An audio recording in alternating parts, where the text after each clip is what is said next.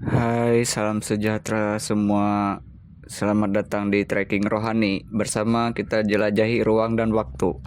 Nah, sebelumnya kita membahas tentang apa itu agama, apa itu iman di pembahasan video sebelumnya. Bagaimana hubungan Tuhan dengan manusia? Ada dua part di situ. Nah, nanti bisa teman-teman lihat supaya bisa dipahami di sini. Karena di kali ini kita akan membahas tentang bagaimana iman Kristen. Dalam hal ini sejarah dan perjalanan kekristenan. Nah, itu yang akan kita bahas di sini dan mohon teman-teman benar-benar memahami dari segi keyakinan orang Kristen kayak gitu. Kristen itu sebenarnya begini. Bagaimana sih sebenarnya kita memahami itu? Sebelum kita memahami tentang kekristenan, kekristenan itu sebenarnya berakar dari Yahudi atau orang-orang Yahudi sebenarnya, karena ada satu pribadi yang dipercaya dan diyakini oleh orang kekristenan gitu. Bagaimana proses imannya? Jadi begini, iman Kristen itu awalnya itu berawal dari seorang pribadi yang dipercaya sebagai dia yang diurapi oleh Allah. Allah dalam hal ini disebut dalam kekristenan sebagai Bapa atau Allah Bapa, dan juru selamat, dan sebagai juru selamat manusia itu disebut Kristus. Nah, kata Kristen sendiri itu berarti mereka yang percaya kepada Kristus atau percaya kepada Dia yang diurapi, gitu, diurapi oleh Allah. Apa sih maksudnya Kristus? Kristus itu diurapi oleh Allah, artinya diurap, dalam bahasa Yunaninya itu diurapi dengan minyak kayak gitu. Nah, kita akan bahas di sini siapa sih yang disebut Kristus itu atau Dia yang diurapi oleh Allah. Nah, yang dimaksud dengan yang diurapi oleh Allah itu kan seorang pribadi yang diyakini oleh orang percaya. Nah, siapa sih orangnya itu? Yang pertama kita harus tahu orang yang disebut di sini adalah Yesus Kristus atau dalam bahasa Aramaik, bahasa Aram, yaitu Yeshua HaMashiach. Nah, dia ini lahir di masa pemerintahan Kekaisaran Romawi, kayak gitu. Kekaisaran Romawi yang dipimpin oleh seorang kaisar pertama yang bernama Kaisar Agustus atau Kaisar Octavianus, yang memerintah dari tahun 27 sebelum Masehi sampai 14 Masehi. Gitu. Itu kelahiran Yesus atau Yeshua HaMashiach di wilayah kekuasaannya di Israel. Pada waktu itu dikuasai oleh Roma gitu, di daerah Yudea. Itu orang tuanya atau ayahnya berasal dari situ. Nah, itu yang paling patut kita ketahui, bahwa kekristenan itu lahir dari orang yang disebut sebagai yang diurapi, yang merujuk kepada Kristus. Nah, di sini Kristus yang dipercaya oleh orang Kristen itu adalah Yesus itu sendiri. Gitu. Ada kata susnya itu sama kayak Kristus juga. Nah, Kristus ini sendiri itu merupakan merujuk kepada suatu nama pribadi yang lahir di Bethlehem gitu. Dengan dalam hal ini namanya itu sebenarnya diterjemahkan dari bahasa Aram dan Ibrani atau bahasa Afroasia atau bahasa orang Semit, seperti di pembahasan di video tentang agama di video sebelum-sebelumnya yang ada dua part. Itu harus teman-teman tonton dulu supaya memahami gitu tentang kekristenan, karena akarnya mulanya itu dari satu pribadi yang lahir di tanah Yahudi, yaitu Yesus Kristus. Nah, namanya sendiri memang berasal dari akar kata bahasa Ibrani dan Aram gitu. Nah, bahasa Afroasia yang kemudian diterjemahkan dari ke dalam bahasa Indo-Eropa, Yunani dan Inggris yang disebut Isos atau Jesus, yang kemudian diterjemahkan kembali dalam bahasa Indonesia menjadi Yesus, yang berarti Tuhan menyelamatkan atau Tuhan Juru Selamat. Kenapa menggunakan bahasa Yunani sebagai terjemahan?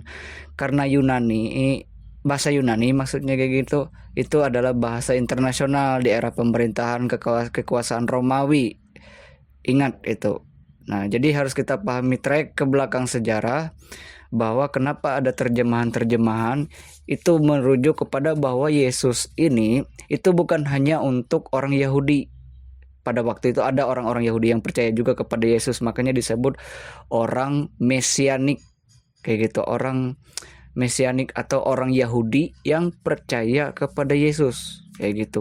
Jadi sebenarnya kekristenan tuh sebelum ada kekristenan yang ada di bangsa-bangsa, kekristenan ada di antara orang Yahudi sendiri, yaitu Kristen Mesianik atau orang Yahudi yang percaya kepada Kristus. Biasanya mereka itu belum tentu merayakan Natal, belum tentu mengikuti seperti yang ada dalam kepercayaan kekristenan seperti ibadah hari Minggu. Biasanya mereka masih menggunakan Taurat, hanya saja mereka mempercayai bahwa Yesus itu adalah Mesias. Nah, itu adalah Kristen Mesianik, orang Yahudi yang percaya kepada Kristus.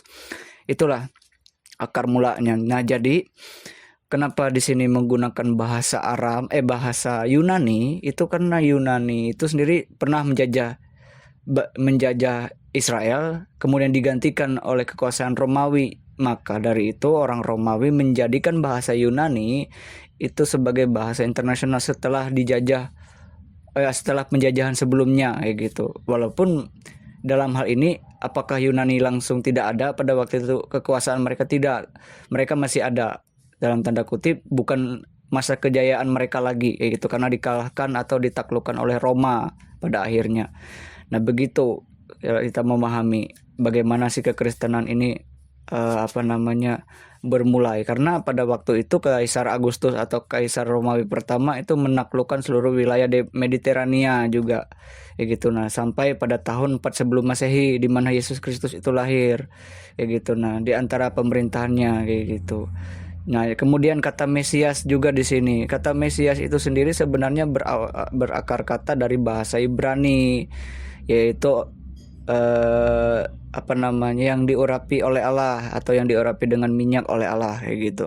Bahasa Afroasia. Afroasia itu bahasa orang Semitisme, terdiri dari orang Arab, orang Ibrani, orang Aram, dan sekitaran wilayah dari Asia Barat, Asia Tengah sampai Afrika kalau tidak salah persebaran orang Semitisme tuh. Tapi pada intinya paling besar adalah komunitas Ibrani dan Arab dan juga Aramaik, kayak gitu. Mereka kayak gitu. Sama seperti orang Samaria itu termasuk orang Afroasia. Jadi jangan kita berpikir bahwa orang Semitisme itu hanya orang Yahudi, tidak. Itu mencakup wilayah di seluruh wilayah Mediterania. Mereka yang ditinggal di wilayah yang yang memiliki kawasan yang ada kering, kayak tanahnya itu kering, kayak gitu. Nah, tanah kering ya paham lah gimana bentuk wilayah Mediterania itu seperti apa. Seperti tandusnya ada, kemudian dataran tinggi, kayak gitu. Nah, itu tentang kelahiran Yesus Kristus yang menjadi awal mula kekristenan itu menjadi suatu kepercayaan, gitu. Sebenarnya istilah agama disebut dalam kekristenan itu bagi orang-orang zaman ini atau di masa modern ini yang menyebut Kristen sebagai agama. Tapi kekristenan itu sebenarnya lebih dari sekedar agama sebenarnya, kayak gitu. Tapi bagi kami kekristenan itu melebihi sekedar keyakinan, kayak gitu. Nah, karena itu adalah sumber kasih karunia untuk percaya kepada Kristus dan juga memahami tentang Dia, kayak gitu. Itu sih kalau kita ingin memahami tentang awal kekristenan itu berpusat pada Yesus Kristus atau Yeshua HaMashiach. Nah, sama hanya dengan bahasa Kristus itu sendiri itu bahasa Yunani. Makanya kata Kristus berasal dari kata Christos atau Christ dalam bahasa Inggris, kayak gitu. Nah, diterjemahkan ke bahasa Indonesia karena bagi orang Kristen Indonesia Yesus Kristus itu bukan hanya untuk orang Yahudi seperti yang dikatakan tadi, tapi untuk segala bangsa yang juga ingin menyembah dan percaya bahwa Dia juga adalah Mesias. Sama seperti ketika dalam foto ini kan ada orang Majus dari timur. Nah, dalam kisah ini kan kalau tidak salah, bukan tidak salah, dalam tanda kutip orang Yahudi, yaitu orang Yahudi ini yang disebut Kristus ini kan dilahirkan di kandang domba, di tempat yang diyakini sebagai Migdal Eder, kata orang-orang teologis, kayak gitu. Nah, jadi sebenarnya ada orang kalau sudah ahli nujum, ahli bintang itu pergi dari wilayah Mesopotamia menuju ke Israel karena mereka melihat kayak ada pribadi yang disebutkan pada waktu itu yang akan menjadi Mesias yang disebut sebagai anak manusia. Nah, ini yang diyakini oleh orang dari ahli bintang itu. Nah, dari situlah membuktikan bahwa Yesus Kristus bukan hanya untuk satu bangsa, kayak gitu. Nah, tapi pada intinya Yesus Kristus untuk kekristenan, kayak gitu. kekristenan yang percaya, maksudnya orang yang benar-benar percaya kepadanya kayak gitu. Nah, kayak gitu dia tidak bisa menyelamatkan yang lain dalam tanda kutip yang dia sendiri pun tidak kenal sebagai Allah kayak gitu. Nah, kayak gitu sana. Jadi aku sebenarnya secara pribadi susah menyebut kalau orang lain mengatakan bahwa Yesus Kristus untuk semua agama. Saya anggap itu adalah sesuatu yang paradoks. Kenapa? Bagaimana sih Allah yang disebut Yesus Kristus oleh kekristenan dapat mengenal yang lain kayak gitu. Nah, yang secara pemahaman tentang kekristenan sendiri itu di luar kekristenan itu susah kalau disebut sebagai orang yang juga percaya Kristus kayak gitu, karena itu memang harus ikut apa yang dikatakan Kristus, itu Kristen namanya gitu. Nah, kemudian di sini juga setelah Yesus Kristus itu beranjak menuju usia dewasa, ini singkat cerita kayak gitu. Nah, dia nggak usah terlalu panjang lebar harus menceritakan dia lagi kecil dan sebagainya kayak gitu. Jadi kita langsung ke pembaptisan. Ketika dia sudah berumur di usia dewasa, di sini dia dibaptis oleh Yohanes Pembaptis dalam hal ini. Nah, sebenarnya baptis itu pun menurut tradisi Yahudi itu bermakna pemurnian atau pembersihan. Nah, atau disebut dalam bahasa Ibrani atau bahasa bahasa orang Semitisme, kaum Semitisme itu namanya tefilah, yaitu untuk menunjukkan bahwa dia sudah diperbaharui atau kehidupan yang baru masuk kayak gitu. Nah, dalam diri seseorang kayak gitu. Nah, itu dalam makna sebuah pembaptisan dalam tradisi Yahudi. Nah, di sini Yesus dibaptis oleh Yohanes Pembaptis. Nah, pembaptisan yang dilakukan oleh Yohanes ini itu kadang ditentang oleh beberapa pimpinan agama orang Yahudi dan dalam hal ini adalah Sanhedrin atau dalam tanda kutip orang-orang Farisi dan imam-imam kepala. Tapi di sini Yohanes tetap menjalankan pembaptisan karena ini adalah firman-Nya Allah gitu. Nah, menurut firman-Nya Allah, firman-Nya Tuhan. Makanya dalam pandangan Kristus, Yohanes Pembaptis ini disebut Nabi Elia yang disebut dalam kitab Maleaki atau nubuatan Nabi Maleaki kayak gitu. Nah, sebagai Elia yang akan datang kayak gitu. Kemudian apa sih tujuan dia dibaptis? Di sini mungkin bagi orang sebenarnya Yesus Kristus itu harusnya tidak usah dibaptis karena dia sendiri sebagai Allah yang tidak bercela atau sebagai pribadi yang lebih besar dari kita semua yang ada di bumi ini. Karena siapa sih yang lebih besar dari dia? Kayak gitu. Nah, kita sendiri sebenarnya tidak ada yang layak seperti atau mungkin sama seperti Kristus. Maksudnya menyamakan diri dengan Kristus, tidak ada yang sanggup kayak gitu. Nah, tapi di sini dia mau menunjukkan kerendahan hatinya sebagai Allah kayak gitu. Nah, sebagai manusia ilahi kayak gitu. Nah, dia juga pernah natur manusia kayak gitu. Nah, dia mau dibaptis karena dia sendiri ingin disamakan dengan saudara-saudaranya yaitu kita manusia adalah ini. Tapi kenapa sih disebut sebagai Allah juga? Nah, kita pahami di sini. Sebenarnya ada prototipe di masa lalu yang juga disebut sebagai orang-orang yang dikuduskan oleh Tuhan kayak gitu. Itulah tujuan pembaptisan kayak gitu. Nah, karena di sini di masa lalu itu Allah sendiri pernah berdiam diri dalam pribadi-pribadi kayak gitu. Misal Hakim Samuel atau Nabi Samuel itu dipanggil oleh Allah di usia yang masih kecil. Tapi sebenarnya roh Allah pun sudah ada di dalam dirinya kayak gitu.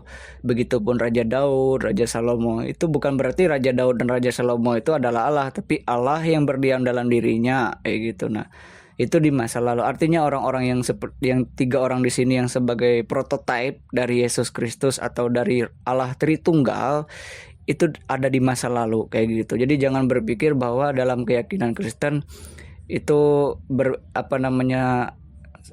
sama dengan agama lain. Agama Kristen itu beda. Cara kekristenan memandang dunia itu berbeda. Jadi jangan dianggap bahwa Kristus atau Yesus Kristus untuk semua agama. Yesus Kristus hanya ada untuk bagi mereka yang percaya kepadanya dan memang menuruti apa yang menjadi kehendaknya. Begitu.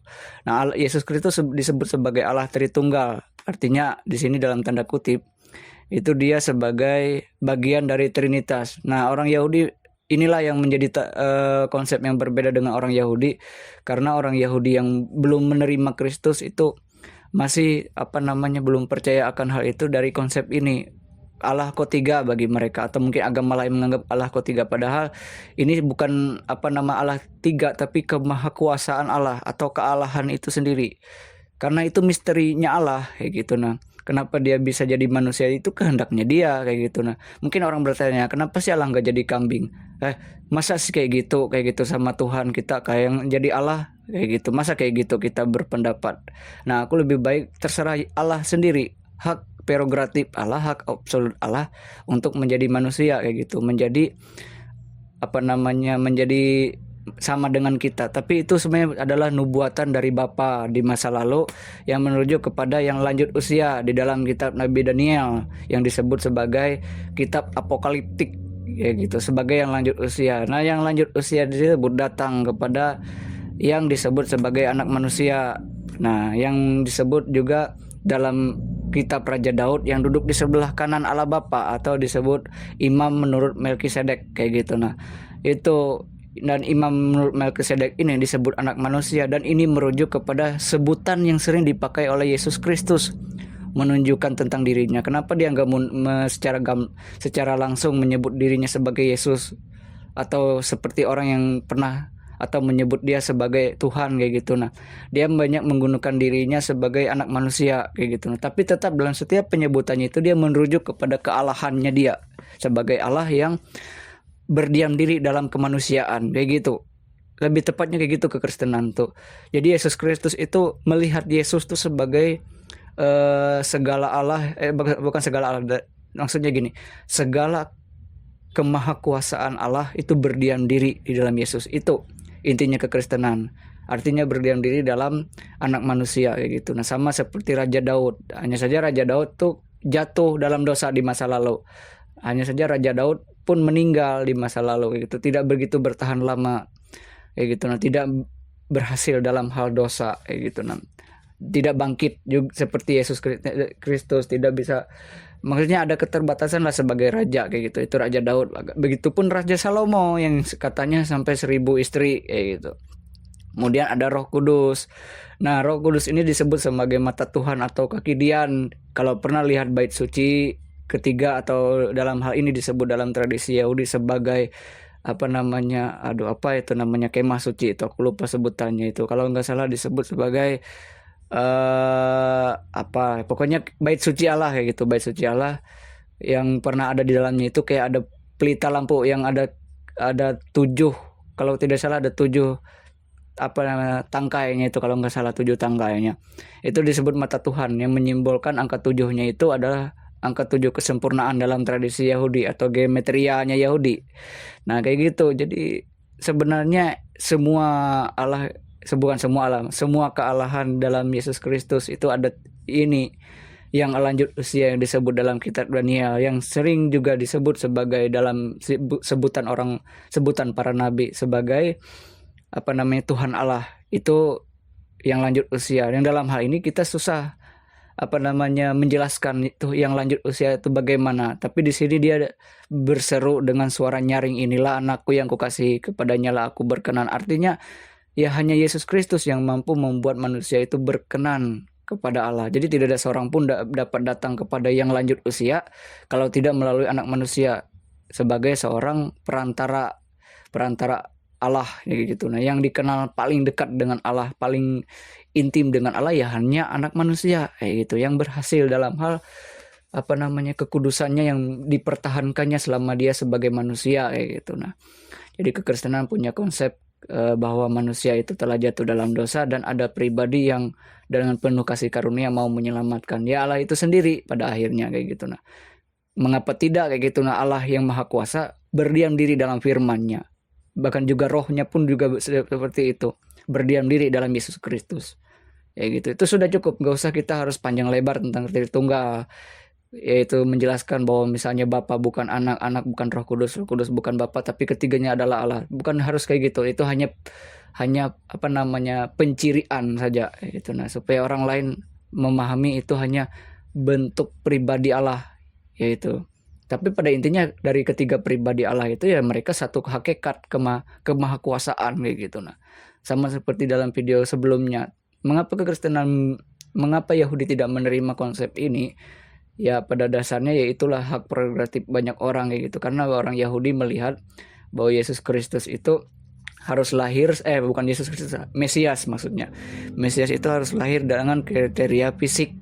Nah, sedangkan bagi orang Yahudi memandang kekristenan kan dibangun dari kerohanian kayak gitu. Nah, jadi mereka bertentangan dari hal tersebut kayak gitu. Nah, karena harus dari silsilah ayah kayak gitu. Silsilah ayah yang dalam hal ini seperti Raja Daud kayak gitu. Nah, itu yang membuat orang Yahudi masih belum percaya atau mungkin menolak ke mesianisnya Kristus yang sekarang ini yang dipercaya oleh orang Kristen. Tapi kita tidak perlu berdebat atau tidak perlu saling menyalahkan gitu nah tentang hal tersebut, karena kekristenan juga awal mulanya pun murid-muridnya Yesus sendiri pun itu orang Yahudi kayak gitu. Nah, orang-orang yang pernah percaya kepada Yesus Kristus pun sudah ada juga pada waktu itu ketika kekristenan belum ada. Nah, hanya saja ketika beberapa tahun setelah itu, ketika Yesus Kristus naik ke sorga, jadi kekristenan mulai terbentuk, jemaat-jemaat dari kekristenan mulai terbentuk, yaitu mereka yang percaya kepada Kristus. Sehingga pembaptisan ini juga adalah kelanjutannya nanti, kayak gitu. Nanti kita akan bahas kayak gitu, bahwa ini semua berlanjut kayak gitu daripada Kristus. Kristus sendiri dibaptis, maka umatnya pun harus dibaptis juga gitu. Nah, kemudian kita lanjut tentang pencobaan di padang gurun yang sering dituliskan oleh 4 kitab Injil, atau dalam tanda kutip di sini dalam Injil dalam kekristenan yang disebut sebagai pencobaan yang dialami oleh Kristus di padang gurun. Nah, di sini kita harus memahami siapa sih oknum dalam hal ini yang hobi mencobai. Bukan hanya Yesus Kristus saja yang nanti dicobai, tapi semua orang yang percaya kepadanya juga akan mengalami penderitaan yang sama. Nah, pencobaan yang dialami di sini adalah dilakukan oleh iblis kayak gitu, yang di mana aku lupa, pokoknya di wilayah Mediterania, pokoknya di padang gurun di Mediterania. Yang pasti yang jelas oknum yang mencobai Kristus itu iblis. Cuma kita tidak tahu bentuk iblis seperti apa yang pada waktu itu mencobai dia. Nah, kecuali kalau kita punya hubungan rohani yang lebih erat dengan Kristus, kita tahu nanti di padang gurun di mana dia dicobai dan iblis seperti apa bentuknya yang mencobai dia kayak gitu. Nah, iblis sendiri dalam bahasa akar bahasa dari iblis ini sendiri, penyebutan maksud saya, mohon maaf karena bahasa saya sekarang ini kurang pas karena mungkin lagi baru-baru sembuh dari sakit nih.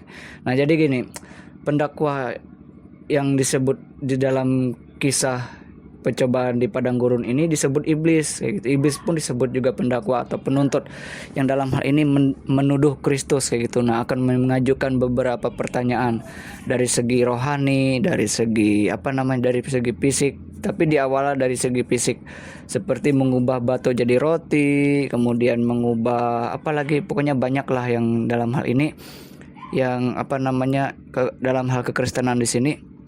Iblis itu mencobai juga dari segi-segi fisik kayak gitu. Pada akhirnya juga segi rohani. Kenapa segi rohani? Dia menggunakan ayat-ayat.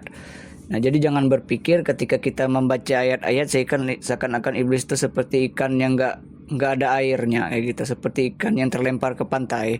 Jangan beranggapan seperti itu. Iblis itu jago kalau soal ayat-ayat, soal karena seperti pembahasan di sebelum-sebelumnya, iblis itu pernah bersama-sama dengan sorga. Walaupun penyebutannya bukan iblis pada waktu itu, malaikat dia itu. Maksudnya makhluk surgawi lah, entah dia makhluk surgawi atau dia malaikat atau pribadi yang menyembah Allah secara dekat kayak gitu.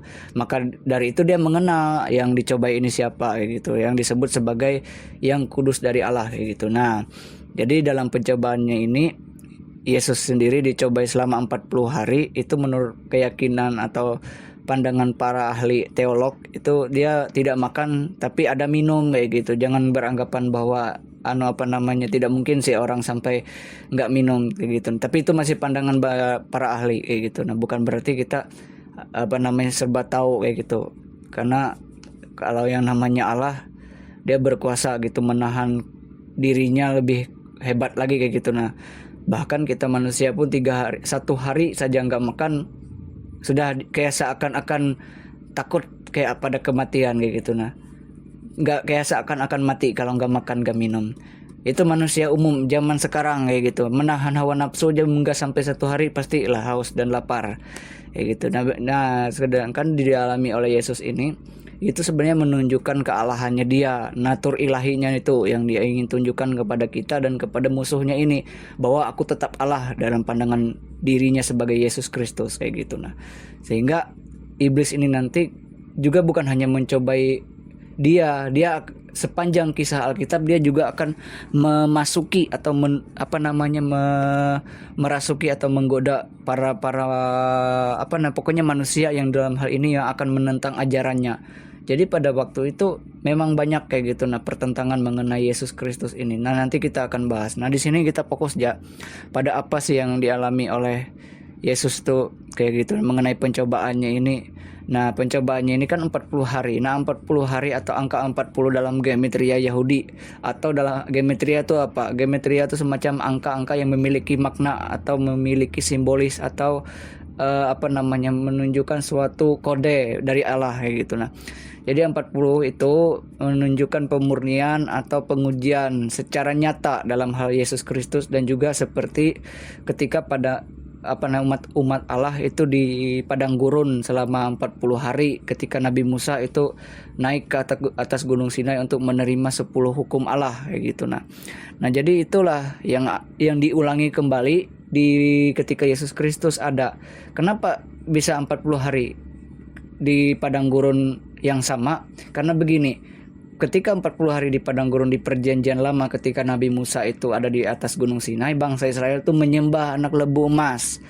Nah, penyembahan yang salah pada waktu itu kan menimbulkan amarah Allah kayak gitu. Nah, sama halnya di kemudian hari, iblis yang sama yang menggoda orang Israel yang menyembah patung anak lembu emas itu yang menyebabkan mereka berdosa kayak gitu. Itu jadi jangan berpikir bahwa di dunia ini iblis itu seperti angin, seperti apa, tidak seperti itu, tapi sifat-sifat kemanusiaan manusia yang ada di dalam diri manusia yang terkontaminasi dosa sejak semula kayak gitu. Nah, jadi pandangan orang tuh bisa sama tentang dunia, apa-apa makan, yang penting minum, yang penting jangan sakit, jangan sampai mati. Padahal urusan hidup dan mati adalah urusan Allah. Nah, jadi begitu.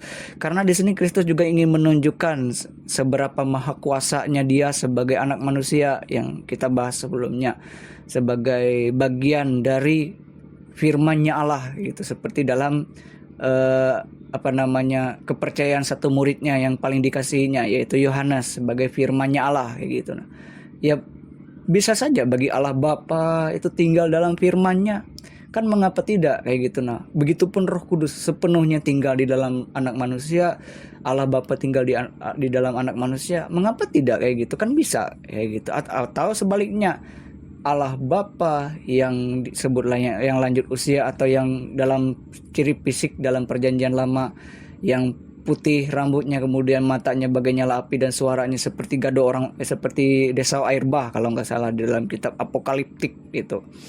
Seperti dalam kitab Daniel, Yehezkiel kayak gitu, dalam kitab nabi-nabi sebelumnya. Jadi apa sih yang nggak mungkin bagi Allah kayak gitu. Nah, Dia bisa semua, tergantung keinginan Dia sebagai Allah kayak gitu. Cuma jangan kita bertanya terus, nanti kita sendiri yang pusing membahas ini kayak gitu. Nah, kalau banyak tanya tapi nggak paham-paham, yang paling parahnya nanya bingung tapi nggak percaya. Itu yang aku kadang heran juga. Kalau lebih baik tuh pilihannya, ada pilihan lah, percaya atau tidak, ada gitu aja gitu, daripada kita ribut masalah keyakinan sedangkan kita sendiri pun hidupnya jauh dari Kristus itu, lahir dari Kristus itu, hidup sampai Dia bangkit, sampai Dia naik ke sorga kayak gitu. Hanya saja kita percaya kayak gitu. Ini sistem kepercayaan kayak gitu. Artinya biarkanlah kayak gitu iman itu bertumbuh kayak gitu. Nah gitu. Jadi kita yang harus waspada supaya daerah sekarang ini kita dapat membedakan yang mana yang baik, yang mana yang benar dan yang jahat kayak gitu. Itu yang harus kita pahami sekarang itu. Karena bisa blunder kalau kita sibuk memperdebatkan masalah keyakinan nih kayak gitu. Nah, biarkan kayak gitu. Nah, kita cari tahu pemahaman kita kayak gitu. Nah, bagaimana kekristenan itu tumbuh gitu, pembelajarannya, supaya kita jangan saling serang, tapi kita saling menerima, saling mendoakan, saling memberkati. Makanya seperti pembahasan sebelumnya, mengutuk orang itu sebenarnya sudah berdosa kayak gitu. Nah, makanya ketika bagi Allah keadilan yang paling adil adalah ketika orang lain mengutuk, maka dia terkutuk juga kayak gitu. Dia mengatakan orang lain pendosa, dia juga berdosa kayak gitu. gitu. Jadi jangan berpikir bahwa perbuatan baik hari ini, perbuatan benar hari ini, belum tentu kamu bisa menghitung perbuatan baikmu dalam satu hari ini.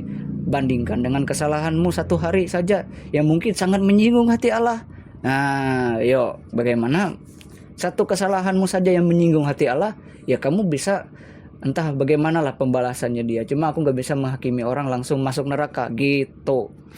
Kemudian kita lanjut di sini tentang pembahasan mengenai Injil kayak gitu. Nah, dari apa yang kita bahas sebelumnya mengenai pencobaan. Nah, setelah Yesus Kristus tadi dicobai di padang gurun, kemudian dia mulai mengajar gitu di usia 30 tahun. Padahal pada intinya dia dicobai sebelumnya itu pun usia 30 tahun kayak gitu. Artinya dari dia dibaptis sampai dia dicobai tadi itu usianya sudah dewasa. Pada intinya begitulah. Nah, setelah dicobai tadi dia kemudian memulai pelayanannya dia kayak gitu untuk memberitakan Injil Kerajaan Allah kayak gitu. Nah, Injil Kerajaan Allah ini sebenarnya begini. Injil itu sudah ada sejak era para nabi kayak gitu. Seperti yang dibahas di dalam pembahasan video-video sebelumnya, ada Injil pertama yang disebut Proto Evangelium atau Injil pertama. Jadi sebenarnya sudah ada sejak dahulu kayak gitu. Nah, artinya Allah itu akan membela orang yang percaya kepadanya, memberi kabar baik bagi mereka yang disebut sebagai orang yang benar, orang yang saleh, itu pasti dibela oleh Allah. Karena tidak mungkin Allah membela orang jahat kayak gitu. Nah, justru begini, Allah itu jahat bagi mereka yang jahat, Allah itu baik dan benar bagi mereka yang saleh. Itu intinya. Makanya jangan kaget bahwa kelihatannya Allah kejam, membunuh, segala macam, memerintahkan berperang. Yaitu orang berpandangan karena bagi mereka sendiri ya Allah jahat karena diri mereka memang jahat kayak gitu, atau tidak memahami kayak gitu, tidak memahami diri Allah itu sebenarnya baik kayak gitu, benar. Jadi mereka tidak sadar bahwa diri mereka intinya di bawah pengaruh iblis mungkin kayak gitu. Nah, jadi Injil itu sudah ada dalam tradisi Yahudi, disebut sebagai Besorah, dalam artiannya ini sebagai kabar baik, yang juga diterjemahkan dalam bahasa Yunani Angelion kayak gitu. Nah, Angelion dalam bahasa Yunani, karena bahasa Yunani ini digunakan ketika Romawi menjajah, itu dijadikan sebagai bahasa internasional, bahasa global, yaitu bahasa Yunani kayak gitu. Nah, jadi kabar baik ini sudah ada sejak zaman para nabi. Misalnya Nabi Yesaya kalau tidak salah itu menyebutkan bahwa betapa indahnya mereka yang membawa kabar kayak gitu. Nah, itu kalau nggak salah ada ayatnya di dalam kitab Nabi Yesaya. Nah, dari situlah awal kata Besorah atau kabar baik kayak gitu. Nah, kenapa? Karena para nabi, kemudian hakim-hakim bangsa Israel dan para raja di zaman perjanjian lama itu sering saling mengirim surat kayak gitu. Nah, jadi jangan berpikir hubungan internasional tuh sudah sudah ada sebenarnya sejak dahulu kala hubungan internasional antar bangsa-bangsa dengan cara walaupun di era sekarang tuh sudah modern pakai HP, pakai alat-alat, tapi dulu tuh pakai surat, pakai tulisan tangan kayak gitu, pakai tinta, masih pakai kulit-kulit binatang, kulit-kulit tumbuh-tumbuhan tuh untuk dijadikan tempat menulis kayak gitu. Nah, di dalam tulisan tersebut dikirim sebuah kabar baik. Kabar baik tuh jangan berpikir bahwa selalu manis, selalu pahit juga, enggak. Jadi kabar baik tuh kabar yang dalam hal ini ada juga peringatannya, ada juga keselamatannya jika mau menuruti Allah kayak gitu. Itu dalam konteks perjanjian lama. Misalnya gini, bangsa Israel pada waktu itu misalnya jatuh dalam dosa, misalnya anggap saja, aku yakin orang Yahudi bisa mengakui itu kayak gitu, pernah nenek moyang mereka jatuh dalam dosa. Nah, ketika mereka jatuh dalam dosa, mereka memahami bahwa dalam hal ini para nabi pasti memberi peringatan kayak gitu. Peringatan itu ya untuk menyelamatkan mereka juga. Misalnya kamu nih ada di jurang nih, atau di jalan yang hampir ditabrak mobil, atau di gitu, hampir digigit hewan gitu. Nah, kemudian orang lain terpaksa kayak gitu mendorong kamu sampai terluka karena kamu misalnya dalam bahaya, untuk menjauhkan kamu dari maut kayak gitu. Nah, sehingga mungkin sakit kayak gitu. Nah, ketika kita diberi peringatan, tetapi itu pada akhirnya menyelamatkan kita. Ketika kita jatuh dalam jurang, kemudian ada orang lain mengulurkan tangan, saking sakitnya tangan dipegangnya, itu sakit yang mana? Kalau jatuh dari jurang atau sakit ditarik tangan ketika mau jatuh dari jurang gitu. Sebenarnya kabar baik tuh, aku kalau kabar baik terlalu manis, itu malah menjadi satu hal yang manja rasanya, sesuatu hal yang terlalu nyaman.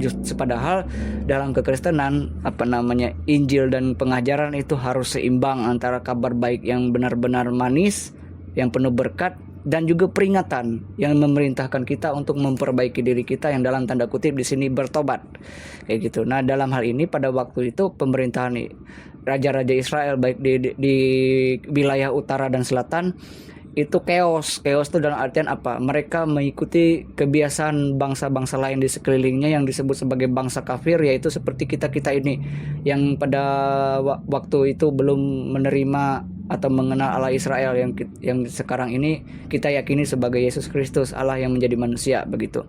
Karena ketidaktaatan mereka pada waktu itu kepada Allah Israel dalam hal Taurat, hukum Allah, kayak gitu. Nah, yang dalam hal ini itu berisi peringatan dan juga firman-Nya Allah, kayak gitu. Nah, melalui para nabi itu menegaskan kayak gitu pelanggaran hukum Allah, pelanggaran Taurat gitu. Nah, karena bagi Allah satu saja pelanggaran itu sudah akan disusul nanti dengan pelanggaran yang lain. Misal kesombongan sekecil apapun kayak gitu. Nah, nanti gak lama kamu pasti menyusul setelah ini, kamu serakah atau apa dan sebagainya kayak gitu. Nah, yang namanya iblis kan dia kalau sudah seseorang tuh jatuh dalam dosa, dia akan membuat orang itu hidup dalam dosa. Jadi pahami betul-betul kata-kata ini. Ketika seorang jatuh dalam dosa, maka iblis akan menjadikan itu sebagai sasaran target yang paling empuk untuk dijadikan hidup dalam dosa. Sehingga apa? Yang nyaman-nyaman tadi itu kayak gitu. Nah, kenapa? Karena ini mengenai spiritual bangsa Israel pada waktu itu. Sehingga gini. Nah, jadi Injil itu sudah ada sejak perjanjian lama kayak gitu. Itu keyakinan kekristenan kayak gitu. Jadi sudah ada kayak gitu. Tapi beda pandangannya dalam hal orang Yahudi dengan kekristenan memandang Injil. Injilnya yang diajarkan Kristus ini itu mengenai datangnya kerajaan Allah yang disebut sebagai dirinya sendiri kayak gitu. Nah, dirinya sendiri sebagai kerajaan Allah kayak gitu. Tapi tanda-tanda kedatangannya bukan hanya rohani tapi fisik. Nah, kedatangan kerajaan surga secara fisik itu baru terjadi ketika kedatangan Yesus Kristus yang kedua kali. Dan dalam hal ini kepercayaan Yahudi percaya bahwa Mesias datang di akhir zaman gitu, sebagai raja dan hakim. Walaupun mereka belum percaya bahwa Yesus itu adalah Mesias yang sebenarnya mereka nantikan. Nah, kekristenan percaya Mesias sudah datang untuk yang pertama, kemudian akan datang kembali kayak gitu. Nah, di sini saya ingin menjelaskan sebagai content creator, Injil itu berisi tentang wahyu Allah yang dalam hal ini diajarkan atau dilanjutkan dari pengajaran para nabi sebelumnya dengan cara apa? Dengan cara metafora kayak gitu. Nah, metafora misalnya seperti yang kita tahu kan Yesus itu sering disebut sebagai rabi. Rabi dalam bahasa Ibrani itu guru. Nah, yang dalam hal ini dia sering ngajar di bait suci atau di sinagoge rumah ibadah orang Yahudi pada waktu itu. Jadi sebenarnya dia mengajar nggak sembunyi-sembunyi, dia terang-terangan mengajar. Nah, dalam hal ini kenapa sih dia jadi pertentangan? Nah, karena dalam hal ini pengajaran dia dan cara dia mengaplikasikan hukum Taurat atau implementasinya dia itu berbeda dengan ekspektasi orang Yahudi kayak gitu. Nah, sehingga terjadi gesekan pengajaran kayak gitu. Bahkan dia berani menentang para pemimpin Yahudi pada waktu itu, karena fokus utama Kristus adalah kerohanian yang lebih dulu diutamakan.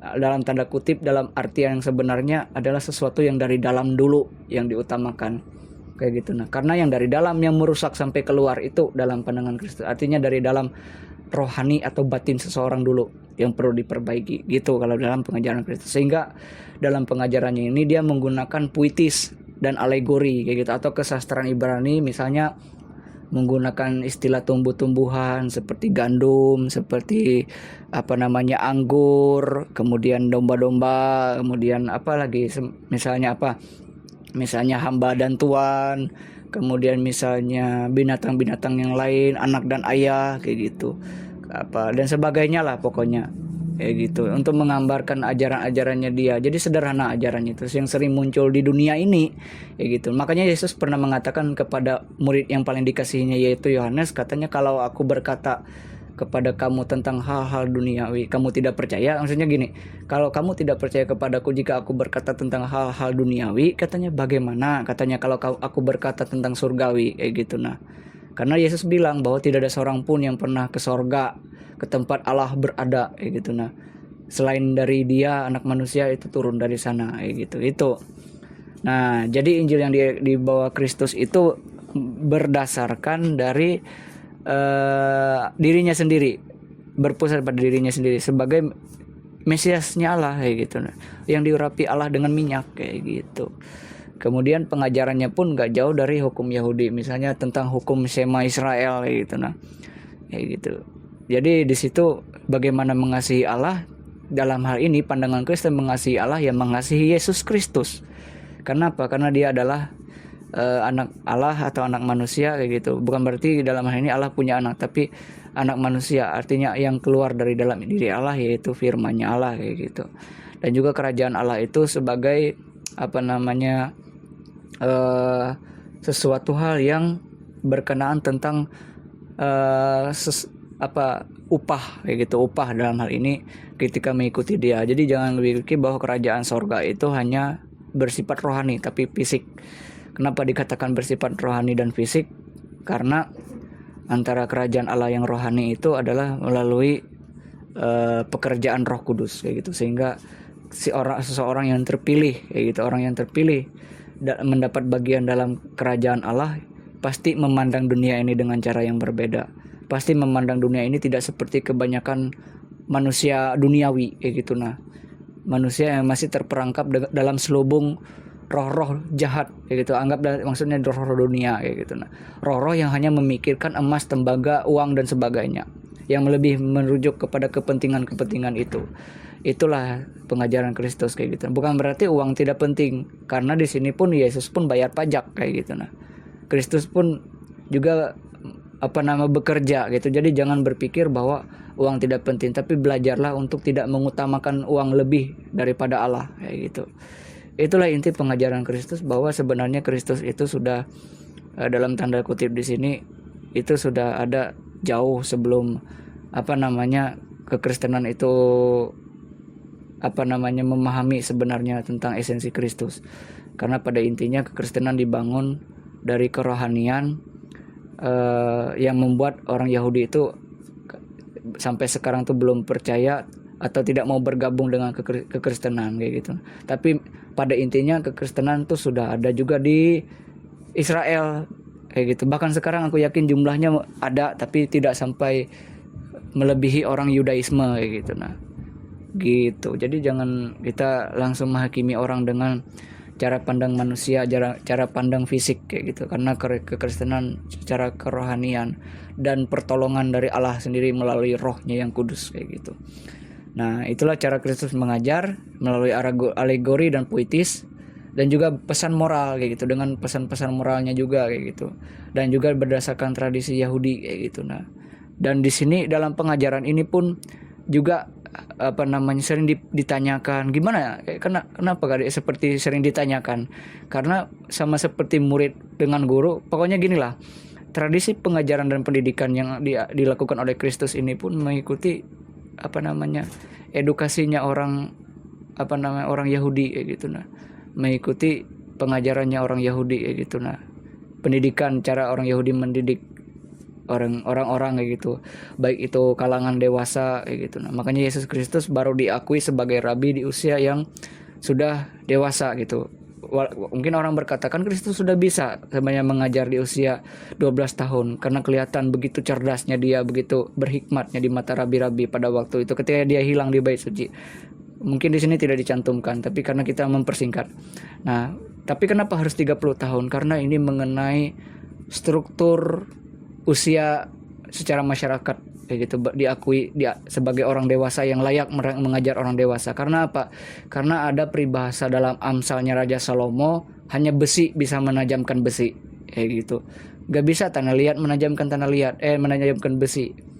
Jadi intinya sesuatu yang masih perlu belajar, masih butuh susu, kayak gitu. Nah, dalam tanda kutip itu kan masih susah diakui orang, artinya anak-anak, kayak gitu. Karena hanya orang-orang yang sudah memakan makanan keras yang bisa menggunakan ajaran-ajaran, kayak gitu, yang bisa bertahan dalam pokoknya gini, orang yang dewasa itu harus bisa apa yang keluar dari mulutnya dan apa yang yang keluar dari mulutnya, yang dia pakai, dia harus bisa berpegang pada perkataannya. Itu orang dewasa. Kayak gitu. Itu tapi orang dewasa tidak semua seperti itu. Orang dewasa yang benar-benar kayak gitu. Nah, karena ada orang dewasa yang saleh, ada orang dewasa yang tidak benar, yang buruk kayak gitu. Nah, kayak gitu. Tergantung pilihan masing-masing, hak prerogatif kayak gitu. Nah, kayak gitu. Jadi jangan berpikir bahwa Yesus Kristus kalau dalam hal kealahan dia memang sempurna, tapi secara pengajaran dia mengikuti bagaimana saudara-saudaranya, yaitu kita manusia dan mereka, dia sendiri dalam komunitas orang Yahudi pada waktu itu di era kekaisaran Romawi ini kayak gitu. Walaupun dalam pengajarannya ini pun dia mengklaim sebagai Allah. Nah, dalam klaim sebagai Allah inilah yang kadang orang bisa protes. Bisa dalam tanda kutip itu bisa tidak percaya kayak gitu. Nah, kealahannya Kristus sebagai firman-Nya Allah. Nah, maka dari itu kealahannya Kristus itu seperti terselubung kayak gitu dalam hati orang Yahudi sekarang kayak gitu. Nah, maka dalam hal ini kenapa sih bangsa-bangsa lain lalu dipilih Allah untuk memberitakan tentang Injil? Ya karena dalam hal ini dia kan sudah ditolak kayak gitu, sehingga nanti suatu hari yang terakhir akan menjadi yang terdahulu menjadi yang terakhir kayak gitu.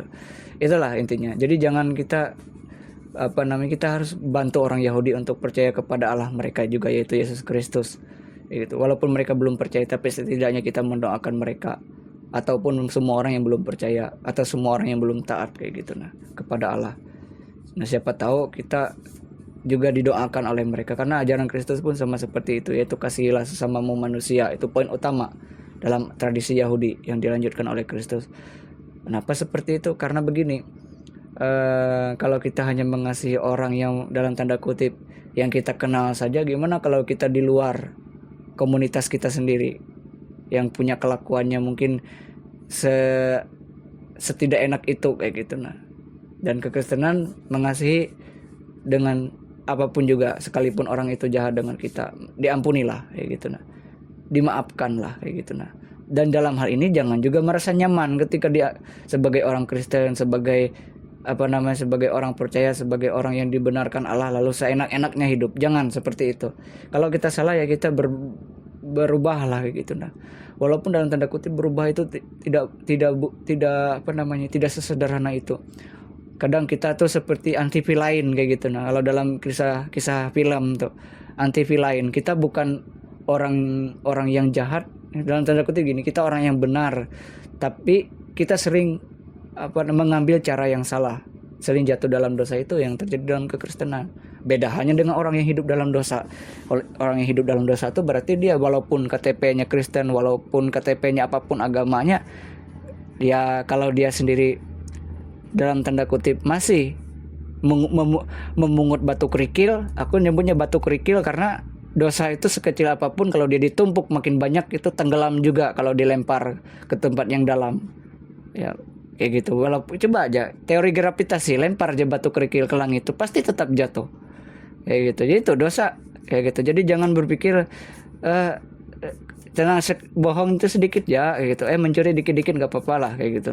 Padahal nanti kalau semakin banyak batu kerikil tuh semakin banyak timbangannya kayak gitu. Jadi janganlah gitu. Nah, maksudnya tidak terlalu kejauhan main sampai lupa pulang kayak gitu. Nah, itu yang dapat kita pahami dengan pengajaran Kristus dan tentang Injil, tentang kerajaan Allah. Tentang kerajaan Allah ini nanti akan kita jelaskan di sesi selanjutnya di part yang kedua.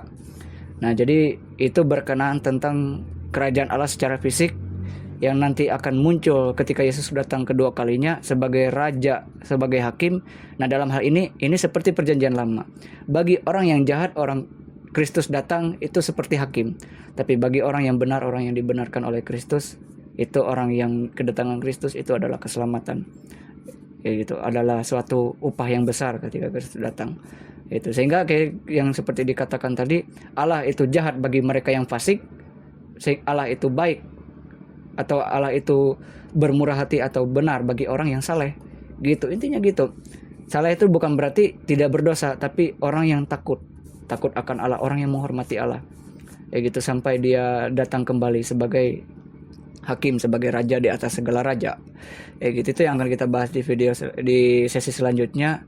atau di video kita selanjutnya yang berkenaan tentang dari eskatologi sampai dengan penyebaran kekristenan, sampai bagaimana jemaat Kristen itu terbentuk dan bagaimana hal ini bersumber dari apa kayak gitu, supaya kami sebagai kekristenan atau kita sebagai orang yang percaya kepada keyakinan Tuhan atau yang transenden itu tidak merasa blunder kayak gitu akan sesuatu yang seperti ini, sehingga tidak ada dari kita yang saling menyalahkan, namun kita belajar untuk menghargai hak prerogatif orang lain kayak gitu. Karena siapa tahu seperti yang dikatakan dalam video sebelumnya, kalau misalnya orang itu Allah berpihak pada orang yang benar kayak gitu, kita menindas dia timbul kita yang disalahkan kayak gitu oleh Allah. Misalnya kita menyakiti orang walaupun dia tidak percaya, tapi kita sudah membuat diri kita seperti orang yang tidak percaya karena kita menyakiti orang lain, misalnya karena keyakinan kayak gitu. Karena saya sebagai content creator kadang memandang bahwa sekarang itu cara orang memandang kekristenan itu terlalu sempit. Artinya kurang banyak belajar, kurang banyak membaca, kemudian kurang banyak bertanya kayak gitu. Kurang banyak bertanya. Makanya aku menyarankan bagi orang kekristenan, kalau misalnya ingin berdebat dengan orang-orang yang lain, usahakan berdebat tuh dengan ilmu yang sudah punya banyak. Kalau konten kreator ini belum tentu punya ilmu yang banyak karena tidak mendalami, tapi ini poin dasar saja kayak gitu. Supaya dalam hal ini sudahlah gitu kita mempermasalahkan kayak gitu tentang kamu seakan-akan kita menghakimi orang kayak gitu. Jangan kita nih kadang ginilah, kita nih buta kayak gitu. Kadang kita bisa buta. Kalau kita sudah buta, kita jangan menuntun orang lain yang juga buta, saya juga gitu gitu. Jadi jangan seperti itulah. Kalau kita sudah sakit, menuntun orang yang sakit, nanti bisa binasa. Jadi kayak gitu. Jadi usahakanlah merendahkan diri lah jadi manusia. Karena aku kadang melihat di era zaman sekarang tuh tingkat orang sombong tuh rasanya susah sekali dihitung kayak gitu. Kenapa? Karena merasa dirinya lebih baik. Aku lebih memilih dua hal. Kalau aku bisa jawab, aku jawab. Kalau aku memang tidak mampu untuk melakukan itu, aku jawab aku tidak bisa, aku tidak tahu. Dan dalam tanda kutip, pilihan yang paling utama adalah aku memilih untuk diam dan tidak ikut, kayak gitu, netral gitu. Itu yang dapat kita pahami dari apa yang telah kita bahas ini. Sampai jumpa di dalam video selanjutnya, dan jangan lupa like dan subscribe dalam hal ini supaya kita sama-sama belajar bertoleransi dengan cara yang lebih etis.